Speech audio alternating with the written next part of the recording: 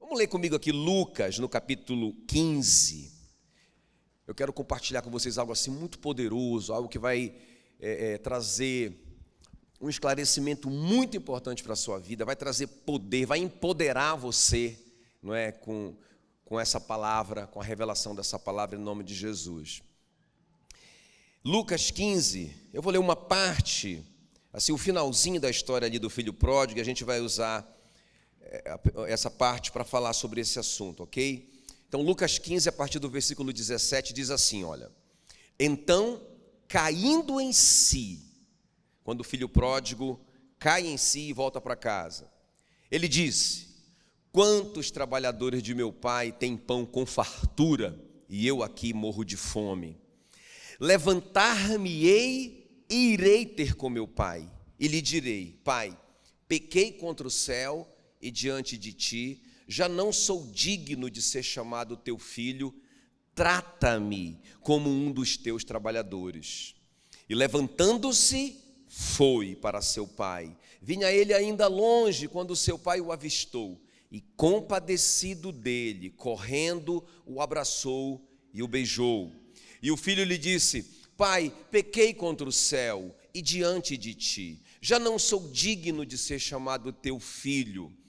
O pai, porém, disse aos seus servos: trazei depressa a melhor roupa, vestiu, ponde-lhe um anel no dedo e sandálias nos pés, trazei também e matai o novilho cevado, comamos e regozijemo-nos, porque este meu filho estava morto e reviveu, estava perdido e foi achado. E começaram a regozijar-se. Eu quero orar por você, curva a sua cabeça. Espírito Santo querido, muito, muito, muito obrigado, Senhor, por essa manhã, por esse privilégio de nós estarmos diante da Tua Palavra. Precisamos de tanta revelação, precisamos tanto que o Senhor abra a nossa mente, que o Senhor revele essa palavra no nosso coração. Ó Deus, assim como o Senhor fez com a Lídia, que o Senhor abriu o coração dela para que ela atendesse às coisas que Paulo dizia. Senhor, faz de novo, faz com cada um de nós nessa manhã. Ó Deus, abre o nosso coração para nós compreendermos, não só intelectualmente, mas, Senhor, sobretudo que a Tua palavra viva, a Tua palavra revelada, Senhor, nos mude por dentro.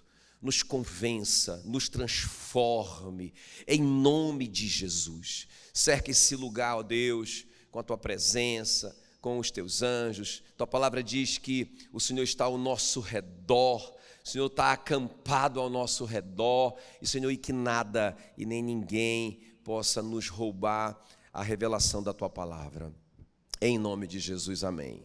Muito bem, queridos, eu quero falar nessa manhã sobre o poder da graça. Irmão, isso aqui é tão importante, você precisa entender bem isso. É muito simples, mas por que eu trago essa palavra hoje? A gente está falando sobre obediência, vocês me ouviram falar na semana passada, o poder da obediência. Até eu pensei em falar assim, o poder da obediência parte 2, não é? Mas eu queria enfatizar a graça nessa palavra, não é? Mas entenda que faz parte daquela palavra de domingo passado. Até eu quero te encorajar, você que não estava aqui ou que você não pôde assistir a palavra lá na internet, se você puder voltar lá e assistir aquela palavra do poder da obediência, vai ser muito importante para você compreender o todo do que eu estou dizendo hoje, tá bom? Mas o que eu tenho ouvido muito nesses últimos dias? Muito. A gente sempre ouviu isso, até logo quando eu me converti eu ouvia muito isso e eu não entendia bem, não é? Eu confesso que eu não entendi, eu estava chegando na igreja e todo mundo dizia assim: nós não estamos mais debaixo da lei, agora nós estamos debaixo da graça. E eu repetia isso como um novo convertido, não é? Quando eu lia a minha Bíblia, eu não conseguia entender da maneira que as pessoas me falavam isso, porque parecia para mim que eu estava liberado para desobedecer, não é? Que se eu desobedecesse, não é? Olha, eu desobedeci, mas eu estou debaixo da graça, eu não estou mais debaixo da lei. Então assim que eu fui crescendo, né, como um bebê espiritual, não é? Mas à medida que eu lia a minha Bíblia, eu fui ficando em crise, porque era incoerente com o que eu lia, não é? E depois eu compreendi bem. Então, irmãos, é muito importante, porque essa compreensão vai mudar a sua vida com relação à obediência da palavra de Deus, ok? Então veja bem, a graça não é uma desculpa para a desobediência, porque veja bem, olha o que as pessoas usam muito, né? Usam Romanos 6,14, só um pedaço do versículo, é um texto totalmente fora do contexto, não é? Usam só um pedacinho de Romanos 6,14 para dizer: pois nós não estamos debaixo da lei, e sim debaixo da graça. Irmão, isso é um pedaço de um texto, não é? É a mesma coisa do que você está conversando comigo e eu pego um pedacinho de uma frase sua e digo que você disse isso. Não, irmão, você não disse isso. E você não queria dizer isso. Não era esse o seu objetivo. Então, quando a gente lê o texto todo, olha só como fica. Romanos 6,14. O pecado não terá domínio sobre vós, porque não estáis debaixo da lei, e sim da graça. Então, a graça é um poder, é uma capacitação para eu não pecar, ok? A continuação do versículo, né, do versículo 15, fala assim, olha, e daí? O apóstolo Paulo faz uma pergunta: havemos de pecar, pois não estamos debaixo da lei, e sim da graça? De modo nenhum. Aí vocês continuam lendo em casa. Irmãos, então, eu não sei que Bíblia que esses caras estão lendo para dizer isso, porque é tão claro isso, não é? Porque o pecado não terá domínio sobre vós, pois não estar debaixo da lei, e sim da graça. Diga assim: a graça é um poder, é uma capacitação para eu não pecar. Amém, queridos? Quando ele diz assim, Romanos 10,4, porque o fim da lei é Cristo. Irmão, é verdade, o fim da lei é Cristo. Mas como assim? O que é que o apóstolo Paulo está dizendo? Por que ele disse que o fim da lei é Cristo? Porque a Bíblia diz que Jesus se fez de maldição no nosso lugar, para que nós fôssemos libertos da maldição da lei, Gálatas 3,13, ok? Então, realmente, quando Cristo morreu na cruz, e quando ele foi sepultado e ele ressuscitou, realmente, irmãos, nós fomos libertos da maldição da lei. O que era a maldição da lei? Era assim, ó, se eu quebrasse uma lei, então eu recebia uma maldição. Está lá em Deuteronômio 28, você pode ler lá. Não é? Então, aí vinha a doença, aí vinha a miséria, aí vinha a perseguição contra a sua família. Tem uma série de coisas lá, que era a maldição da lei. Então, veja bem, quando Jesus cumpriu toda a lei, quando ele não pecou e ele morreu no nosso lugar, então, irmãos, realmente nós não estamos mais debaixo da maldição da lei. Mas isso não quer dizer que a graça nos dá autorização para desobedecer. E eu vou te mostrar isso aqui. Existe um equilíbrio, porque a Bíblia diz em João 1,17, a lei foi dada por intermédio de Moisés. A graça e a verdade, diga a graça e a verdade. A lei foi dada por meio de Moisés. Nós temos a lei no Antigo Testamento. Mas Jesus deu o quê? Não, talvez seja o problema. Jesus não deu a graça, ele deu a graça e a verdade. Jesus equilibrou a coisa. Só que a gente só pegou a graça, né? A gente não quer a verdade. Jesus deu a lei, veio por intermédio de Moisés. Mas a graça e a verdade vieram por meio de Jesus. Irmãos, Romanos 11:22 diz assim, olha, considerai, diga considerai. Porque é importante essa frase, essa palavra considerai, porque o verbo está no imperativo, então é uma ordem. Então olha o que diz: considerai a bondade de Deus. É isso que está escrito? Tem aqui? Romanos 11:22. Considerai a bondade e a severidade de Deus. Está aqui, né? Olha aí. Diga assim, considerai, é uma ordem, a bondade. Quem gosta da bondade de Deus? Legal. Só que o versículo não diz considerai a bondade de Deus. O que é que ele diz? Considerai a bondade e a severidade. Essa palavra severidade, apotomia no grego, significa rigor. Então Deus é bondoso, mas Ele é rigoroso. Irmãos, é muito simples a gente entender isso. É muito simples. A gente que foi aceitando um ensino errado e desequilibrado. Porque quantos aqui são pais? Deixa eu ver. Irmãos, pais e mães, cadê? Pais e mães, porque só os homens que levantaram a mão. Agora, beleza. Olha aqui para mim.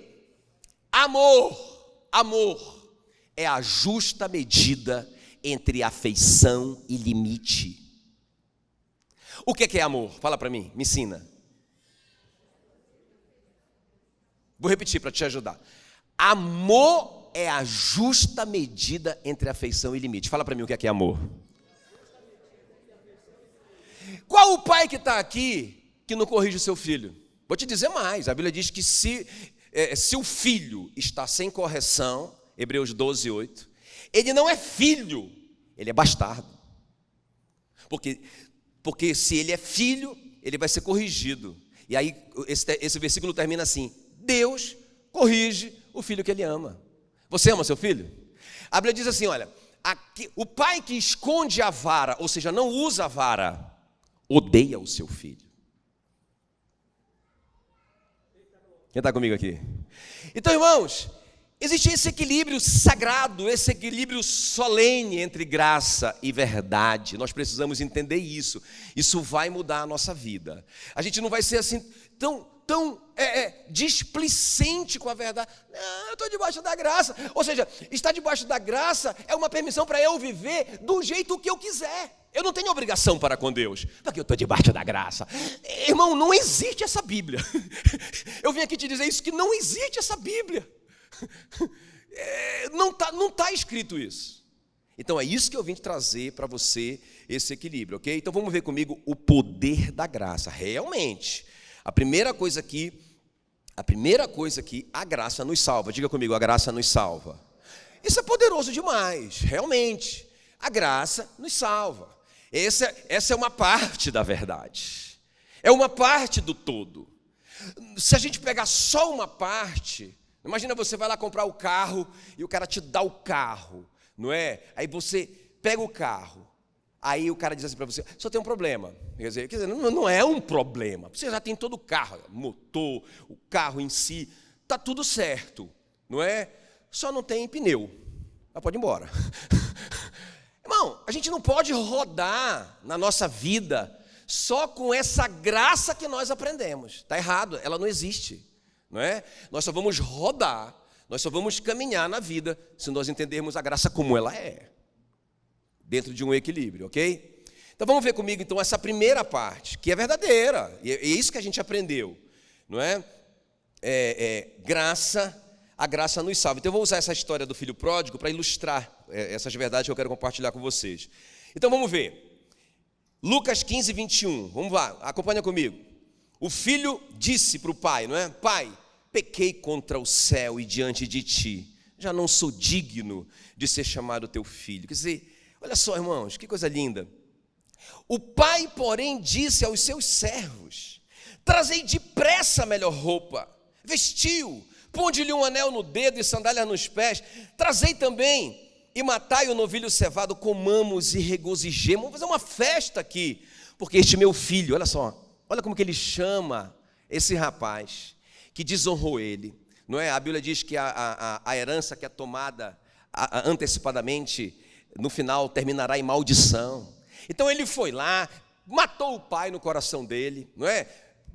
Porque herança é uma coisa que se dá após a morte. Ele foi lá, eu quero a minha parte da herança, eu quero os meus direitos, brigou com o pai, pegou a herança dele e foi embora. A Bíblia diz que ele gastou com prostituição, com álcool, com os amigos, foi embora para uma terra distante, não é? Aí vieram as consequências disso, não é? E quando ele volta, irmão, sem nada, sem dinheiro, gastou o dinheiro do pai dele, como que o pai dele o recebe? Não é? O pai dele não deu nenhuma bronca nele. O pai dele, não, agora você vai ser meu escravo aqui, depois de 10 anos você volta a ser meu filho. Não é? Ele chamou o rapaz de meu filho, e mais do que isso, irmãos, ele mandou trazer o bezerro cevado, a melhor roupa, o anel. Essas coisas simbolizavam coisas importantes, não é? A roupa na Bíblia significa a santidade, não é? A Bíblia fala sobre que a gente vai vestir umas vestes brancas, vestes novas, não é? Então, roupa significa santidade. Então, é como se Deus estivesse santificando ele. ele, não é? Ele recebe o anel representava a identidade dele, porque no anel estava o brasão da família, não é? Então eles assinavam um documento assim, o pai está dando o nome dele para ele, ou seja, restituindo o nome dele que ele perdeu. Ele jogou fora o nome do pai dele, mas o pai dele diz: meu filho, você é meu filho, tome meu anel, não é? Dá para ele as sandálias, que significavam autoridade, porque era assim que eles diferenciavam os escravos dos seus senhores. Os escravos andavam descalços. Ele não quer que o filho dele seja escravo de nada, de ninguém. Ele coloca a sandália no pé, ele faz um banquete, isso significa prosperidade. Irmãos, ele recebeu isso como? De graça. Ele não fez nada, na verdade o que ele merecia era castigo. E o que foi que ele recebeu? Graça. Então realmente, esta é uma parte da verdade. Foi tudo de graça. Foi tudo de graça. Agora veja bem, Efésios 2, 8, 9 diz assim: pois vocês são salvos pela graça, por meio da fé. Isto não vem de vocês, é um presente de Deus, não é por obras, para que ninguém se glorie. Então você é salvo de graça, não é? Não importa o que você fez, se você se arrependeu e voltou, você reconheceu o seu erro, o seu pecado, e você volta para o Pai. Engraçado, né, que o filho pródigo volta, e ele volta tão assim: puxa vida, eles não vão me aceitar, não é o que eu fiz, mas eu vou assim mesmo, aquela luta, né, interna dentro dele. Aí ele vai humilhado, na dúvida se o pai vai aceitar, e ele toma um susto, que lá vem um coroa correndo ao encontro dele, não é? E ele nem reconhece direito, mas o pai o reconheceu, talvez só pelo andar, não é? Porque ele estava totalmente deformado, não é? E aí ele era o pai dele. Isso é graça, muito lindo isso. Por coincidência, eu nem estava ligado a essa palavra, mas por coincidência a minha meditação na sexta-feira, a leitura da minha Bíblia na sexta-feira foi Isaías 57, não é? E irmãos, eu fiquei tão impressionado, porque você vai lendo Isaías 57, anota aí para você ler em casa. Você vai lendo Isaías 57, você vai se revoltando com o povo de Israel.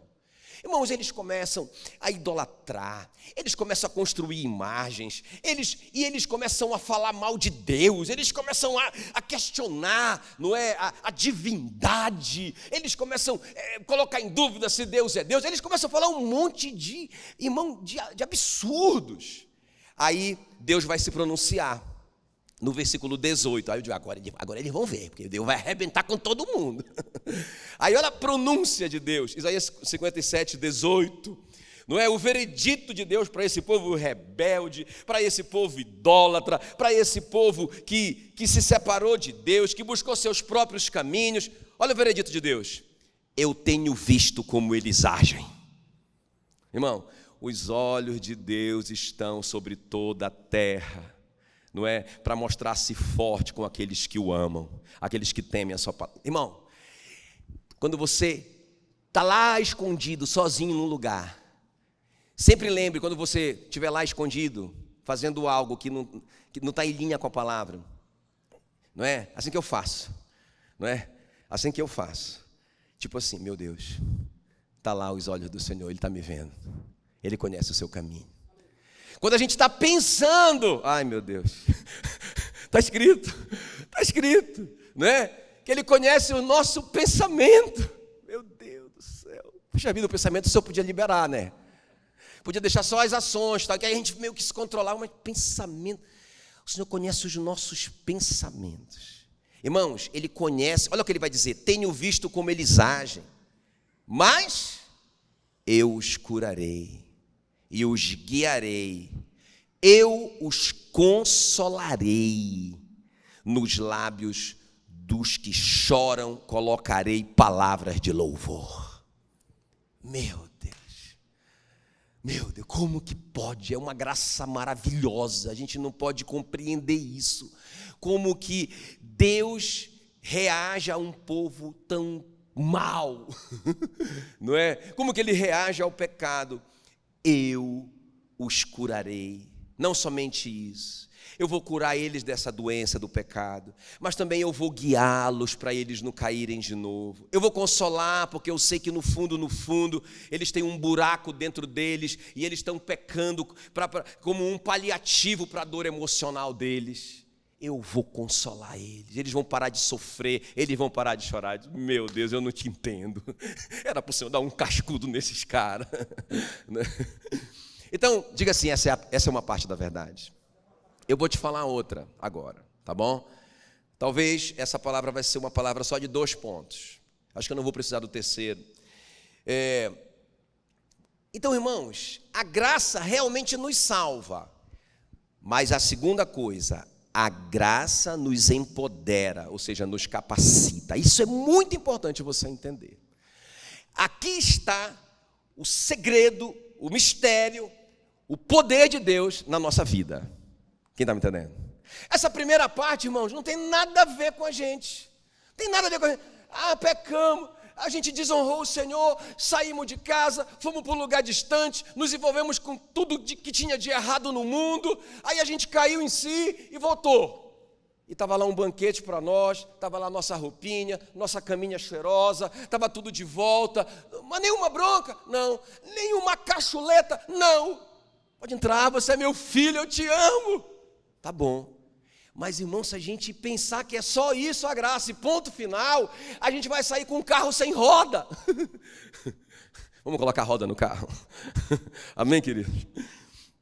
Então, a segunda coisa aqui, a graça nos capacita, nos empodera. Então, vamos continuar. Lucas 15, versículo 17. Então, caindo em si, diga caindo em si. Você percebe que veio dentro dele um poder. Porque, irmão, eu já contei para vocês a minha experiência quando eu converti, não é? E que eu comecei a me envolver, eu comecei a trabalhar numa organização que ajudava presidiários, a família dos presidiários. Então a gente ia lá naquele presídio de segurança máxima em Belém, né? E a gente pregava lá, e a gente trabalhava com os presidiários, mas a missão Ágape, ela ajudava as famílias desses presos, não é? Para que as famílias não se desestruturassem. Então, ajudava a família ali, e aí fazia essa conexão, não é? Ajudava a família do lado de fora e ajudava o preso do lado de dentro. Isso era muito legal. Irmãos, eu tive uma experiência lá, que um dia eu cheguei ali, e aí quando eu entrei ali no corredor, né? No corredor, aí, de um lado e de outro, muitas celas. Quando eu entrei ali com a equipe toda, era o dia de visita, um preso começou a gritar lá, me chamando. Jackson, Jackson. Cara, era o meu amigo. Só que a nossa vida, a gente tinha praticamente a mesma idade, né? Na adolescência e juventude, a gente foi caminhando junto, para o mesmo buraco. A gente estava indo para o mesmo buraco, não é? Só que em determinado momento, a graça me alcançou. Quem está me entendendo? Meu irmão, eu entendi que eu estava errado, meu caminho estava errado, e aí eu falei, não, cara, eu vou voltar, né? E eu voltei, e ele continuou, e agora ele estava preso por tráfico de drogas, muitos anos. Irmão, quando esse cara me viu, ele se ajoelhou na porta da cela ali, né, do lado de dentro da cela, e ele chorava compulsivamente, não é? E aí eu me vi lá dentro, porque se eu tivesse dado mais um passo, eu estaria lá, no lugar dele. Quem está me entendendo? Então, irmãos, eu caí em mim. Quem está me entendendo? Agora eu vou dizer assim, porque eu sou o cara, entendeu? Ele, coitado, miserável, se arrependeu, o problema dele. Não, irmão, não tem nada a ver comigo. Diga, foi a graça. Isso é a capacitação, é o outro lado da graça. Então a graça me capacitou, e eu caí em mim. Cara, o que eu estou fazendo da minha vida? Não é? Eu olhava para todos os lados e eu via meus amigos ficarem doidos, não é? De andar nu na rua, esse aqui que está preso, eu vi um morrer, entende? Então, falei, cara, o que eu estou fazendo? Mas não é mérito meu, é a graça. Agora presta atenção. Então, caindo em si, disse, Quantos trabalhadores do meu pai têm pão com fartura e eu aqui morro de fome? Quem está me entendendo que ele tem que fazer alguma coisa? Agora é parte dele. Aí ele fala assim: eu vou me levantar e ir ter com meu pai. Fica aí esperando. Não, eu estou debaixo da graça. E fica lá, errado, no pecado. Fica lá. Não, porque eu estou debaixo da graça. Você está interpretando errado esse texto não está dizendo isso. Não é? A Bíblia diz que o pecado não tem mais domínio sobre você, porque você está debaixo da graça. Então a graça te capacitou para tomar uma decisão e voltar.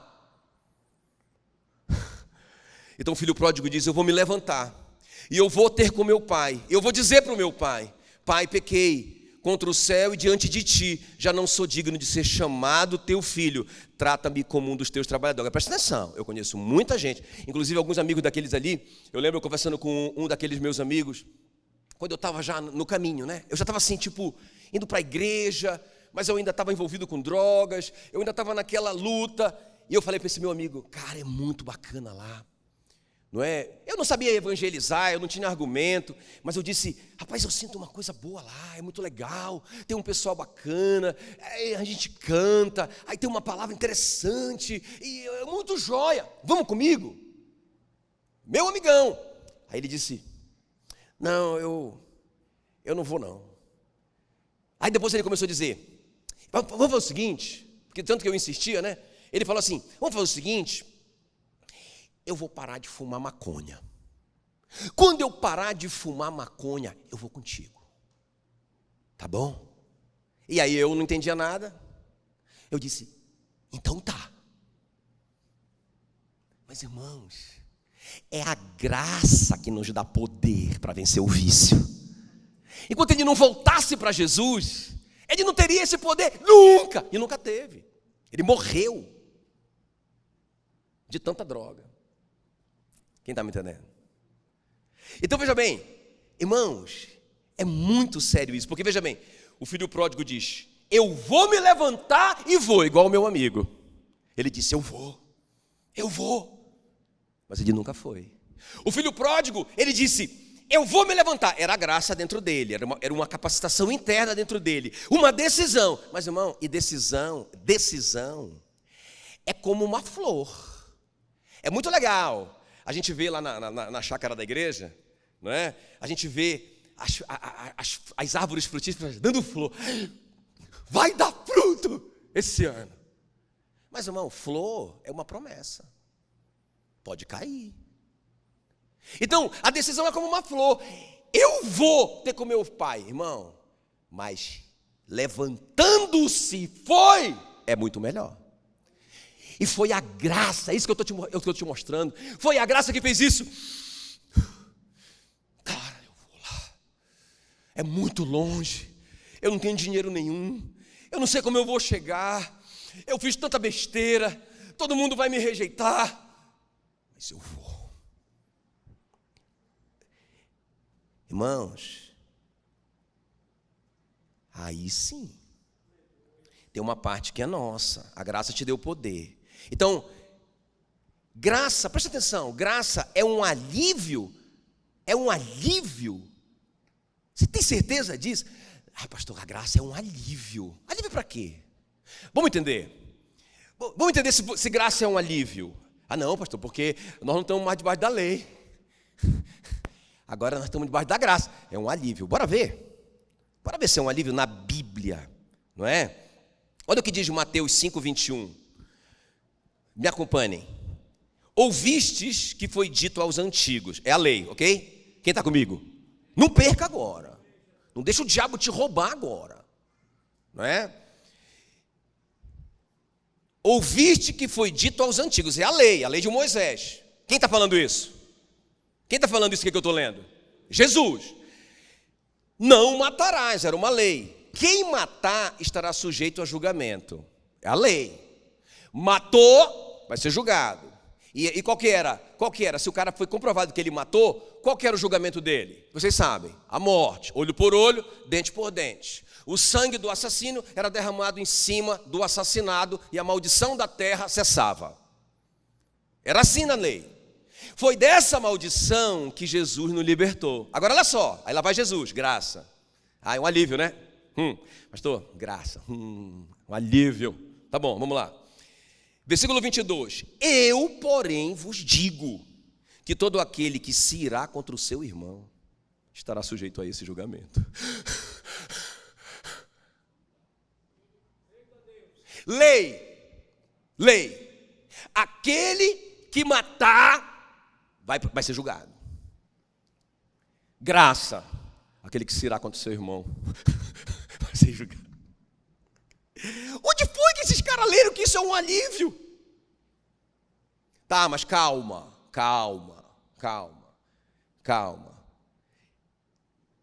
1 João 3,15 diz: todo aquele que odeia o seu irmão é assassino. Eu sei que isso não existe aqui, né?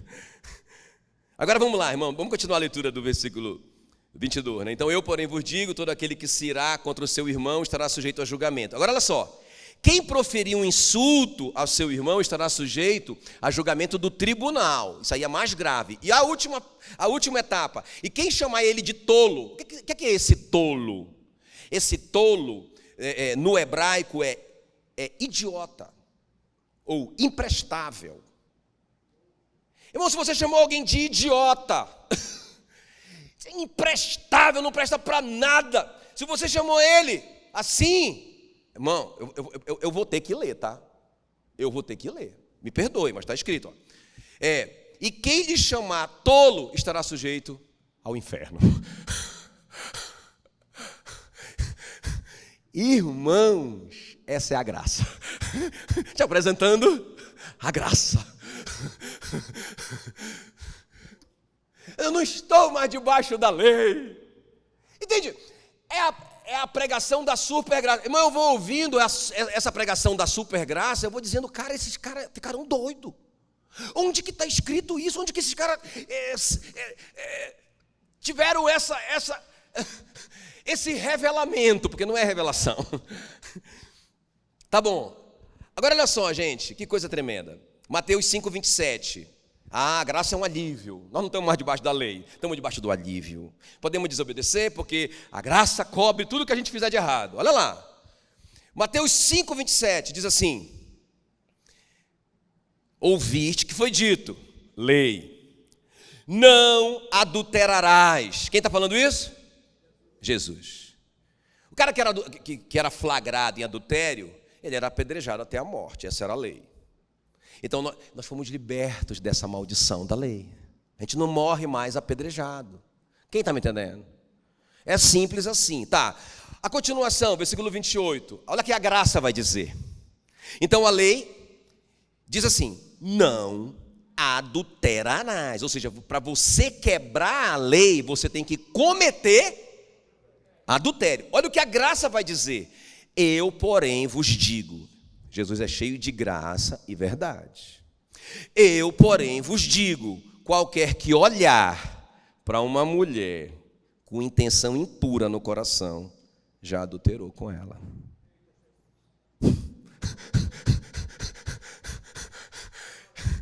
Eu não sei onde é que está o alívio nisso.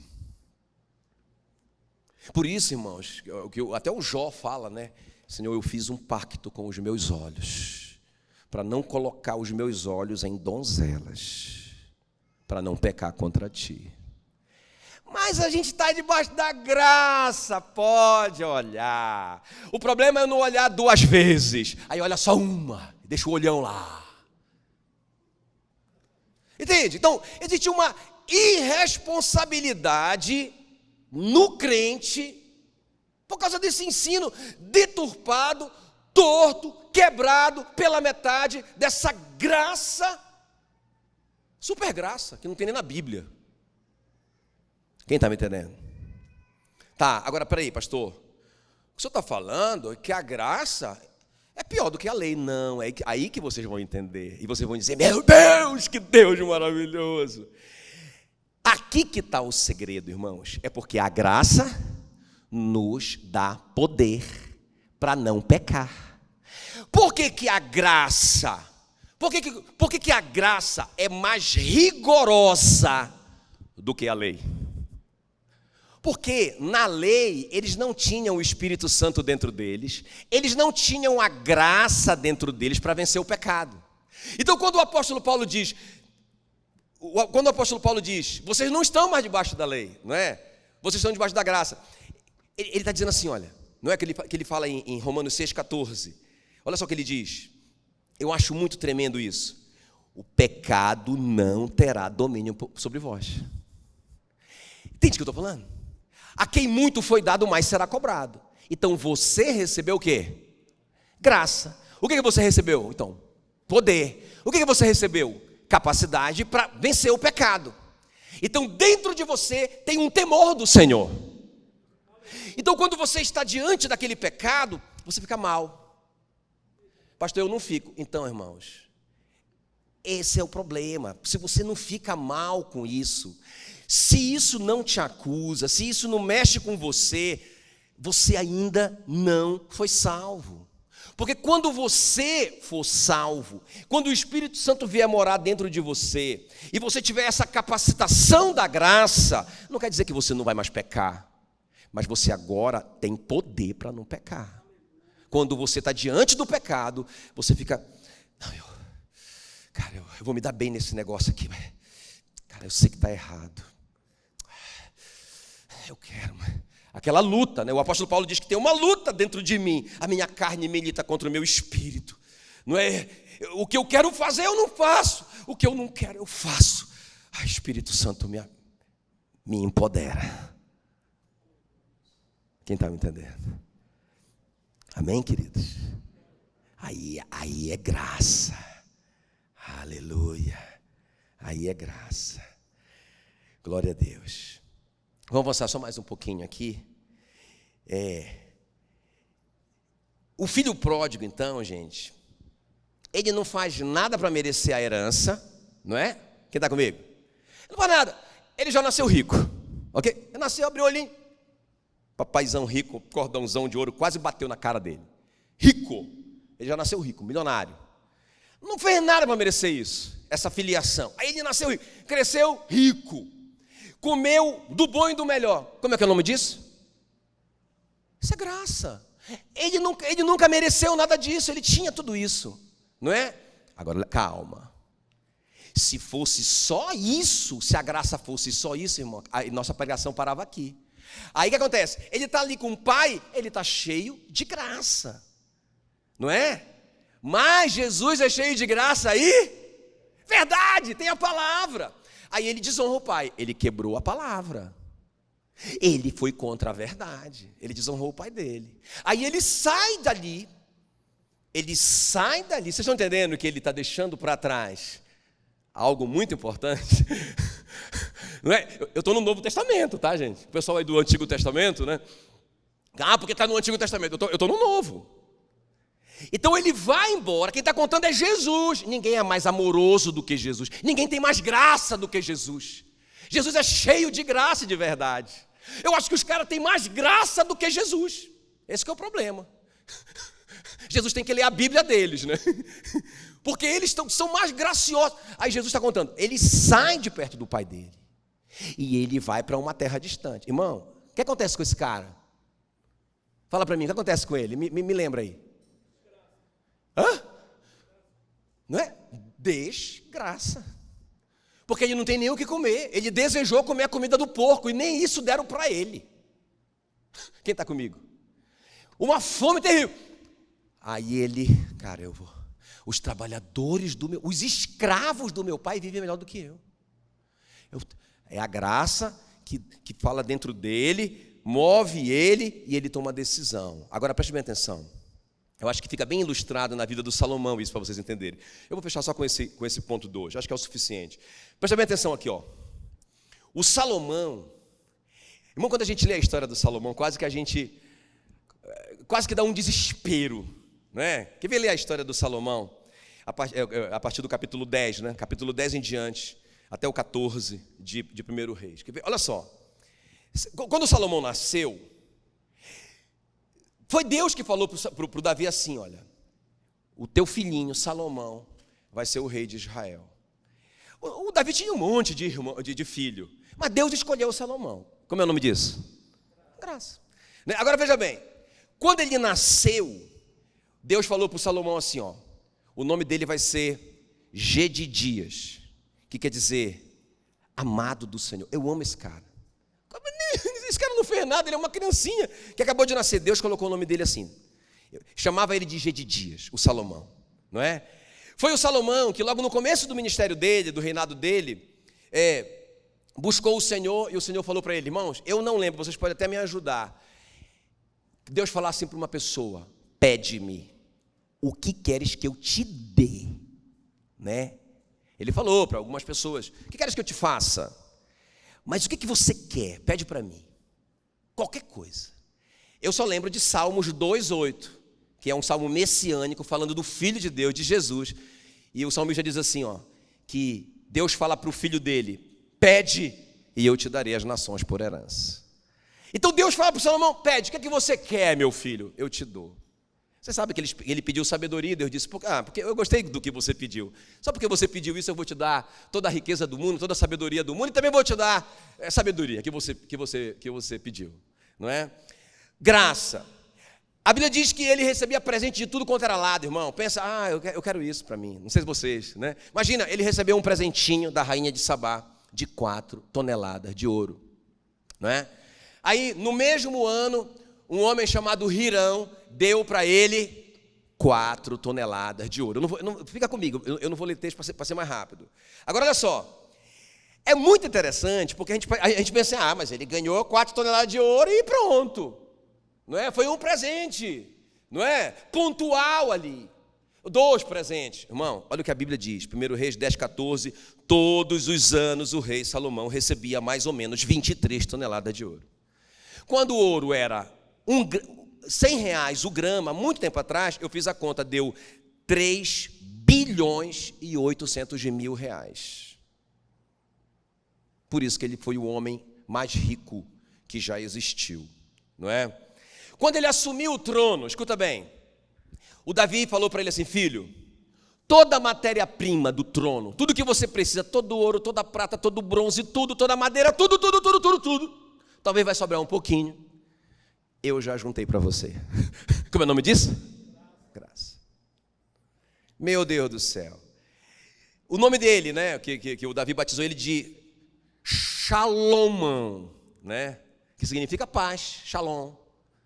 Irmãos, esse cara reinou por 40 anos sem nenhuma guerra. O Davi vivia em guerra, era bala para tudo quanto é lado. O Salomão não tinha esse problema. Pelo contrário, era presente dos inimigos para ele. Coisa mais doida esse negócio. Como é o nome disso? Graça. Agora, calma lá. Tá vendo o filho pródigo? Também não fez nada para merecer. Ele era igual ao Salomão, milionário. Mas ele escolheu sair daquele lugar. Ele saiu de lá. E aí ele atraiu desgraça. Agora, olha só o que vai acontecer com Salomão. 40 anos de reinado de paz, de prosperidade. Rapaz, o cara podia terminar a vida dele ali. Ele já está velho. Aí ele começa a juntar esposa. Ele juntou 700 esposas. Só de esposa. Ele precisava de 2 anos. Se ele fosse visitar todo dia uma, para ele voltar na primeira, ele precisava de 2 anos. Mas o cara ainda arrumou 300 concubinas. Veja bem, não é? Um devasso que esse cara se tornou. Não é? A motivação disso era dinheiro, ele fazia pactos com reis inimigos que Deus não queria que ele fizesse. Ele foi quebrando alianças, ele foi quebrando palavra, ele foi fazendo sociedade com reis de outras nações que Deus abominava, e aí ele foi, moço, a Bíblia diz assim, ó, escuta, já estou pregando igual tocantinense, né? Moço, meu Deus do céu, o que é isso? Presta atenção. Aí o cara, a Bíblia diz que por causa das mulheres que ele ajuntou para si, ele começou a se corromper. Começou a corromper o coração do Salomão por causa das suas esposas. Então ele começou, não tem nada demais. Eu estou debaixo da graça. Olha, tudo que acontece na minha vida, Deus me escolheu. não é? Tudo que aconteceu até aqui, rapaz, Deus é comigo, moço, não é? Não vai acontecer nada. E ele foi devagarinho, ele foi, irmão, o final da história, o Salomão constrói um mega templo, na frente do templo que ele construiu para o Senhor, para Astarote, deusa dos Sidônios, que era uma deusa, né? Era uma deusa da fertilidade, não é? Então o que acontecia? O culto a ela eram orgias sexuais. O Salomão se envolveu com isso. Coisa mais triste. Não, mas eu não estou debaixo da lei, eu estou debaixo da graça. Eu tenho uma cobertura para fazer o que eu quiser. Irmão, não acredite nessa mentira do diabo, pelo amor de Deus. Nós estamos no final dos tempos. Escuta o que eu estou te falando para você depois. Pastor, o senhor não falou para mim que era o final. Eu já estou te falando. Te liga. Te liga. E salvação, irmão, olha o que a Bíblia diz. Efésios 2, 8, 9 e 10. A salvação é de graça, mediante a fé. Isso não é de vocês, não vem de vocês, é um dom, é um presente de Deus. Não é de obra, para que você não se glorie. Porque as boas obras vão acompanhar aqueles que já estão salvos.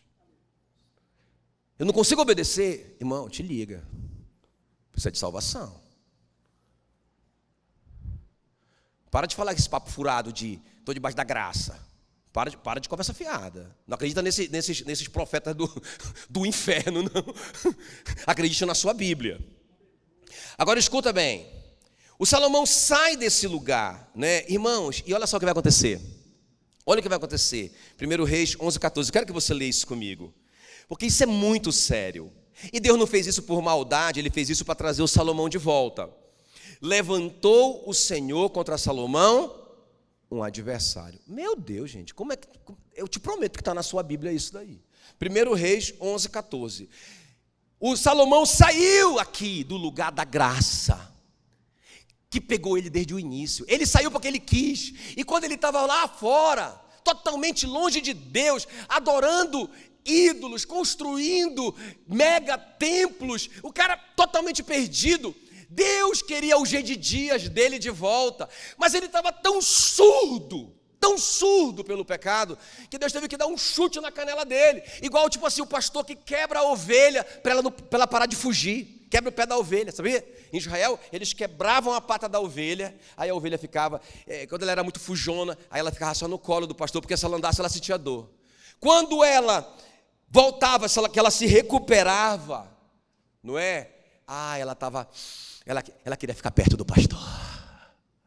E Deus está querendo chamar o Salomão, mas ele não ouve. Então Deus levanta contra ele o quê? Um adversário. O nome dele, Hadad. Depois leia a história na sua Bíblia. Versículo 23 também vai dizer que Deus levantou a Salomão outro adversário. Diga outro adversário. Porque, irmãos, ele não ouviu aquele grito, volta, Gedidias. Ele não ouviu. Ele não se ligou para aquele adversário. Ele ficou lá naquele lugar. Deus precisou levantar outro adversário e ele não voltou. E aí Deus levanta o terceiro, o Jeroboão, que foi o pior rei de Israel. Você vai ver, quando você lê os livros de reis, 1 Reis, 2 Reis, Crônicas, 1º, 2º, você vai ver, esse rei foi muito mau, foi muito terrível, como Jeroboão. Quando Deus queria comparar a maldade, o referencial dele era Jeroboão. E foi Deus que fez isso. 1 Reis 11, 26, Jeroboão levantou a mão contra o rei. Agora, irmão, olha só que coisa interessante. Deus chama o Salomão e fala, Salomão, eu te amo tanto, camarada. A gente não sabe, né? Porque a gente só vai saber no céu. Esse é um dos mistérios da Bíblia. O Salomão se arrependeu? Não está claro, não é? Eu creio que sim. Eu creio que sim. Porque provérbios, né? A maioria dos provérbios foi escrito por Salomão. E é o Salomão que fala, né? Aquele que confessa os seus pecados e deixa, alcança a misericórdia. Então eu creio que ele entendeu isso, e ele foi lá com Deus, mas a gente não tem o registro para a gente ler, mas eu creio. Mas, irmãos, Deus chamou Salomão e disse: cara, eu te amo tanto, eu já fiz tanto na tua vida, camarada, porque eu te amo, foi tudo de graça. Agora te liga, eu vou tirar o teu reino, não é? Vou arrancar de ti o teu reino. Ele já estava velhinho, eu vou arrancar na mão do teu filho. E aí, irmãos, o Roboão, que era o filho do Salomão, assume o trono. E o Roboão, um cara intolerante, inflexível. Ele foi criado por um pai que viveu todas essas barbaridades. Consequentemente, o Roboão seguiu o Salomão. Se o Salomão se arrependeu, o Roboão não prestou atenção, porque ele continuou no caminho errado. Irmãos, e o Roboão perdeu 10 tribos de Israel. Quantas tribos? Isso é 85% de toda a fortuna que o Salomão juntou. Você está entendendo o que eu estou te falando? O prejuízo da gente sair debaixo da graça. Muito, muito triste isso, né, irmãos? Tá bom, olha o que diz Hebreus 12, 28. Eu estou falando sobre que a graça não é só para te salvar, a graça é para te capacitar a vencer o pecado. Olha o que diz Hebreus 12, 28. Por isso, recebendo nós um reino inabalável, retenhamos a graça pela qual sirvamos a Deus de modo agradável. Irmão, como é que eu consigo servir a Deus de modo agradável? Como é? Se eu retiver a graça. Então diga assim: a graça é uma capacitação para eu fazer o que Deus espera que eu faça. É por isso que, como eu estou te falando, no Novo Testamento, olhar para a mulher é adultério. Por isso que no Novo Testamento, odiar o irmão é assassinato.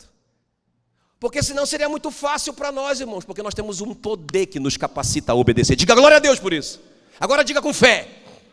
Você tem um poder que te capacita. Top isso, né? Eu vou ler de novo, irmãos, Hebreus 12, 28. Porque vão ser só 2 pontos.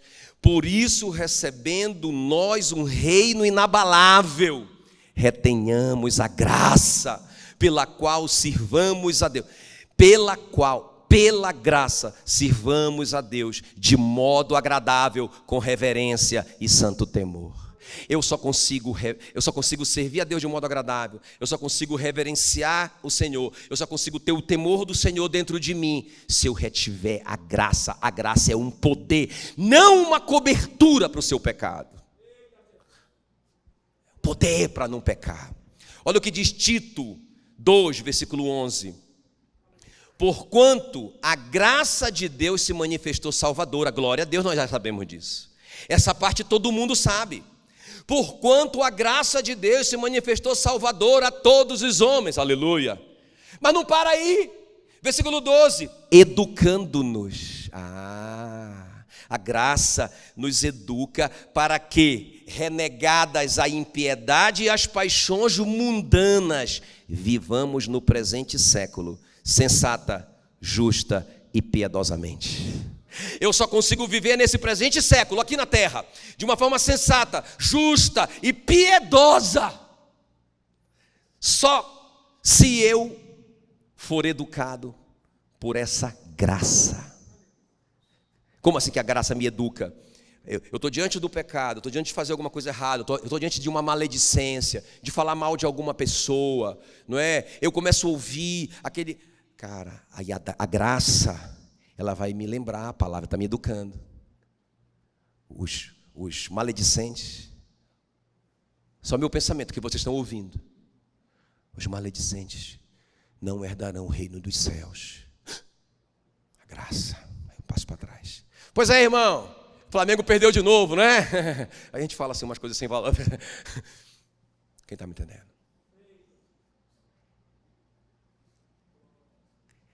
A graça é um alívio? Não, irmãos. A graça é um poder. Porquanto a graça de Deus se manifestou salvadora a todos os homens. Beleza, vocês já sabiam. Educando-nos para que, renegadas a impiedade e as paixões mundanas, não tem como eu renegar a impiedade e as paixões mundanas, não existe como sem a graça. Vivamos no presente século sensata, justa e piedosamente, só pela graça capacitadora que está em mim. Quando a Bíblia diz sede santos, porque eu, o Senhor, sou santo, isso é possível. Alguém falou para mim, pastor, é impossível. É impossível a gente ser santo como Deus. Irmãos, então Deus está sendo injusto com a gente. Está mandando a gente fazer uma coisa que a gente não é capaz de fazer, e o verbo sede é imperativo, é ordem. Então quando ele diz, sede santos, eu tenho que obedecer? Só é possível pelo poder que você tem dentro de você, que é a graça de Deus. Agora você está entendendo o que é graça? Vai nessa conversa fiada. Eu não consigo fazer, entende? Não, porque você tem o Espírito Santo dentro de você. Você é o templo do Espírito Santo. Como que o Espírito Santo mora dentro de você se você não tem jeito? Pastor, eu que sei, eu sou um pecador miserável. Você pode ter sido esse pecador miserável. Mas quando Jesus morreu, foi sepultado, ressuscitou, e ele foi para se assentar à direita do Pai. Se ele fizesse só isso, seria incompleto. Ele nos deixaria abandonados aqui. Mas então ele deixou o Espírito Santo. E não deixou o Espírito Santo conosco. Ele deixou o Espírito Santo em nós. Cristo em nós, a esperança da glória. Então eu posso. O amor de Deus foi derramado no meu coração pelo Espírito Santo que me foi dado. Eu tenho a graça em mim, que me capacita a não pecar. Por isso que eu posso ser santo. Diga, eu posso ser santo. Aleluia. Eu posso ser santo. Lucas 6, é por isso que Lucas 6,46 diz. Por isso que Jesus diz isso. Por que vocês me chamam Senhor, Senhor, e não fazem o que eu mando? Senhor, porque o Senhor tem que entender, os tempos mudaram. Nós estamos numa nova sociedade. As coisas mudaram muito. O que era proibido no seu tempo não é mais agora. Entende? Então, o Senhor tem que aliviar aí, irmãos. A Bíblia é a lei do reino, não vai mudar. Então ele está dizendo assim, como é que vocês me chamam de Senhor, Senhor? Porque eu já vi as pessoas falarem assim, não, se eu falar que ele é Senhor, não é? Se eu confessar ele como Senhor, se eu confessar com a minha boca que ele é Senhor, e eu crer no meu coração, não é? Eu creio no meu coração que ele ressuscitou, está resolvido. Irmão, a questão é, você creu? Porque quem creu, obedece o que ele manda. Então ele diz assim, como que vocês me chamam de Senhor e vocês não obedecem? Ei, isso está no Novo Testamento. Né? 2 carta aos Coríntios 12, 9 diz assim, então ele me disse, a minha graça. Paulo, ele tinha um espinho na carne que ninguém sabe o que é. Ninguém sabe o que é. Alguns dizem que era a perseguição dos romanos, dos judeus contra ele. Alguns dizem que era uma doença. Alguns dizem que era algo que ele não conseguia vencer, um pecado, uma fraqueza. Nós não sabemos, só vamos saber no céu. Mas quando ele ora, pedindo para que Deus lhe desse a vitória contra aquilo, Deus vai responder para ele, a minha graça te basta. Você já tem o que você precisa para vencer isso. O que é? A graça capacitadora. Aleluia. Glória a Deus. E eu vou parar aqui. Amém, queridos? Vamos ficar em pé em nome de Jesus. Aí você tem um carro com 4 rodas. Né? A graça salvadora, ponto em seguida, que nos educa a viver de forma justa, piedosa e santa. Aí sim, está completo. Coloque a mão no seu coração. Espírito Santo querido, muito obrigado, Senhor, pela Tua palavra.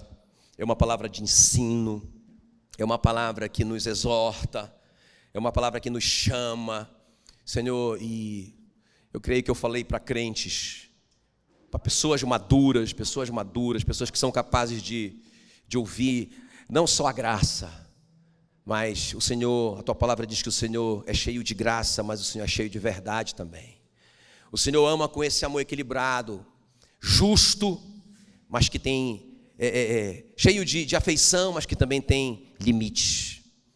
Eu creio que o Senhor quer nos revelar essas verdades, porque nós estamos muito próximos do fim, e nós queremos, Senhor, olhar para a Tua palavra como a lei de amor para nós, o manual de nós vivermos bem. Nós queremos viver uma vida de obediência. Nós não estamos debaixo dessa lei que nos pune, que nos mata, que nos destrói, porque o Senhor já nos livrou dela quando o Senhor se fez maldição no nosso lugar. Mas a graça nós aprendemos hoje, ela não só nos salva, mas ela nos capacita a viver uma vida agradável, a viver uma vida que te agrada, a viver uma vida que te honra, a viver uma vida que te obedece. Obrigado, Senhor, por essa palavra, em nome de Jesus. Amém. Graças a Deus. Deus abençoe, queridos.